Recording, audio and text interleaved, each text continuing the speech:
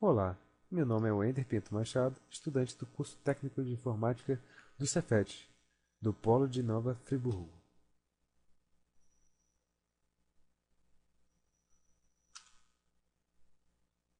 Junto com Guilherme Miller, farei uma videoaula explicando o método de utilização do código de Hamming.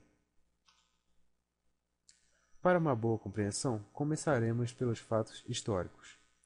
Richard Hamming trabalhou em 1940 na Bell Labs para implementar o computador Bell Model 5, dispositivo eletromecânico baseado em relé.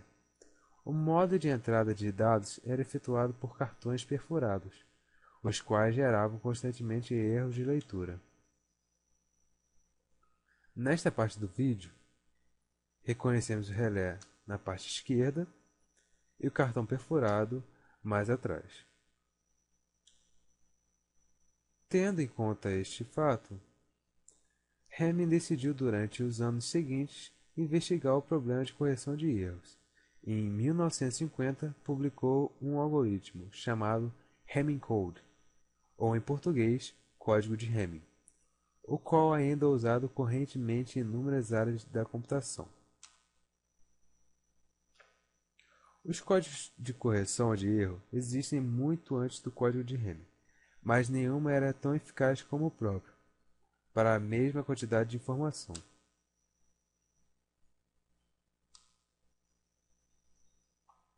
Começaremos então a construir o gráfico lógico. O primeiro passo é enumerar a partir do número 1, como está feito na parte superior.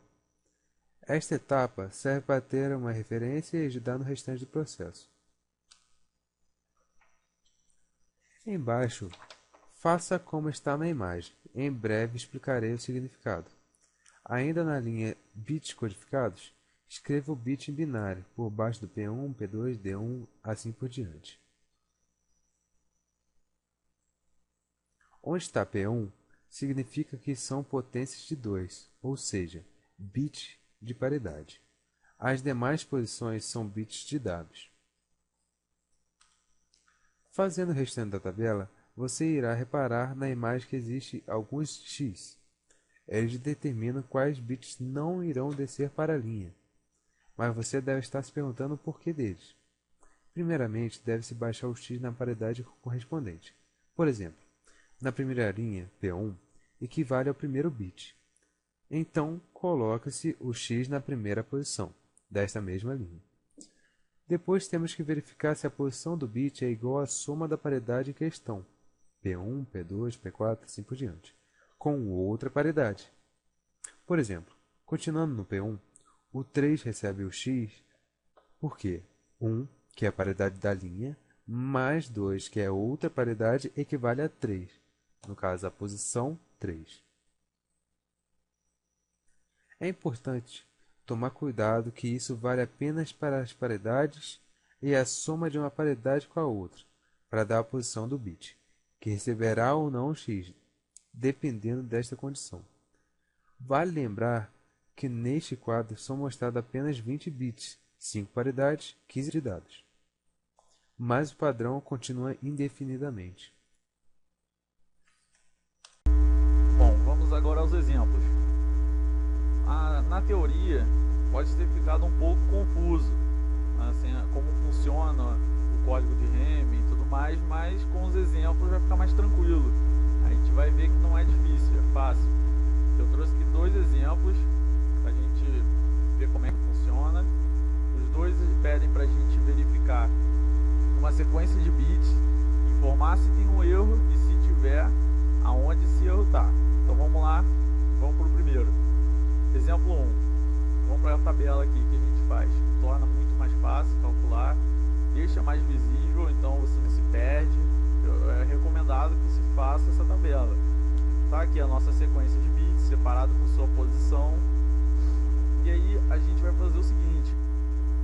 As posições que forem uma potência de 2, a gente vai separar como uma paridade. Então 2 elevado a 0, que é 1, a gente vai botar aqui como sendo uma paridade. A posição 1 vai ser uma paridade. A posição 2 também. 2 elevado a 1, que é 2. A 4 e a 8 a mesma coisa, tá aqui.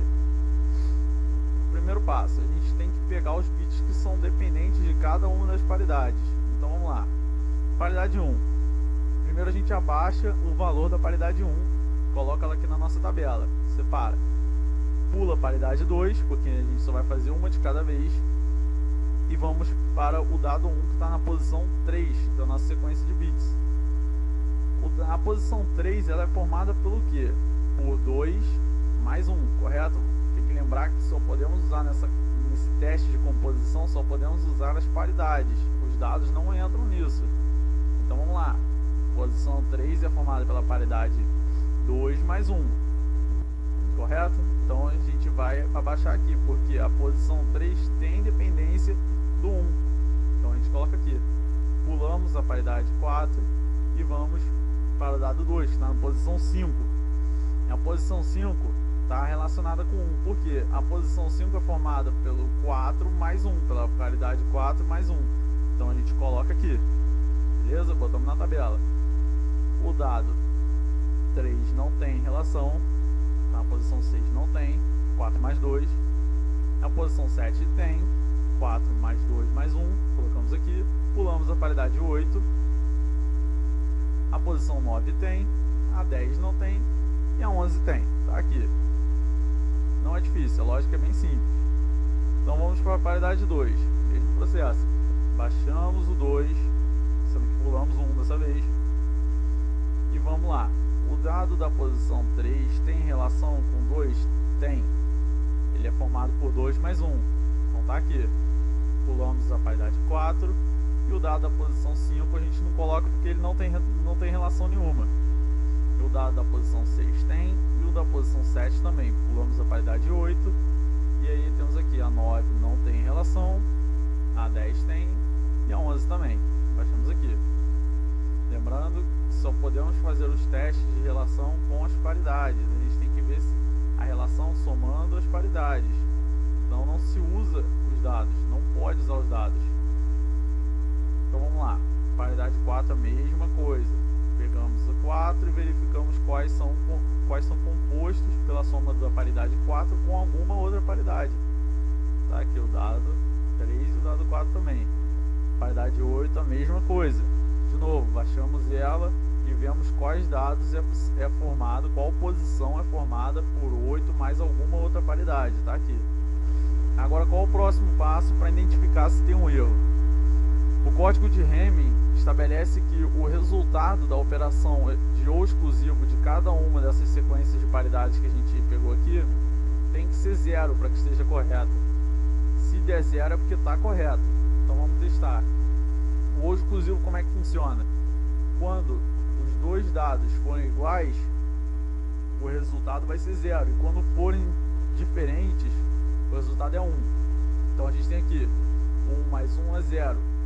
0 mais 1 é 1. 1 mais 1 é 0 de novo. 0 mais 1 é 1. E 1 mais 1 é 0. Tá aqui. Vamos fazer o mesmo processo no 2. 1 mais 1 é 0. 0 com 0, 0 também. 0 com 1 é 1. 1 com 1 é 0. E 0 com 1 é 1. Então olha só, deu 1 esse resultado, que significa que tem um erro aqui. Na paridade 2, algum bit dependente da paridade 2 tem um erro. Então vamos deixar aqui, vamos continuar. A paridade 4. Vamos fazer a mesma coisa. Vamos fazer o ou exclusivo e vamos ver o resultado. O resultado é 0. 0 com 1 dá 1. 1 com 0 dá 1. E 1 com 1 dá 0. E a paridade 8 vamos testar também. 0 com 1 dá 1. 1 com 1 dá 0. E 0 com 1 dá 1. Então mais um erro apareceu aqui. Agora como é que a gente encontra onde está o erro? Qual posição que está o erro? A gente faz o seguinte, a gente vai identificar qual bit que está com erro através da soma das paridades. Então, o resultado está aqui, ó. A operação de ou exclusivo da paridade 2 e 8 apresentaram resultado diferente de 0. Logo, o erro está no bit 8 mais 2, que é o bit 10, o dado número 6, está aqui. esse aqui está errado, esse dado aqui era para ser um 0. Então vamos lá, vamos partir para a próxima. O próximo exemplo, a nossa sequência de bits está aqui e vamos fazer o mesmo processo. Abaixa uma paridade 1, ver quais são os dados dependentes dela. Aqui os dados dependentes. Vamos para a paridade 2, abaixamos a paridade 2 e vamos verificar os dados dependentes dela. Está aqui, dado da posição 3, que é 2 mais 1, então é dependente. Mesma coisa para os outros. A posição, a paridade 4, que é a paridade 8, está aqui. Novamente a gente faz o ou exclusivo. O resultado desse primeiro ou exclusivo é o que? É 0. Desse segundo aqui, 0 também. E da terceira, 0. E nessa última também é 0. O que isso significa? Significa que a nossa sequência de bits aqui não contém erro nenhum. Todas as operações de ou exclusivo deram 0, ou seja, está correto. Aqui, o resultado está aqui, ó. Neste exemplo, todas as operações short tiveram resultado 0, indicando que a sequência de bits está correta. Então é isso aí, galera.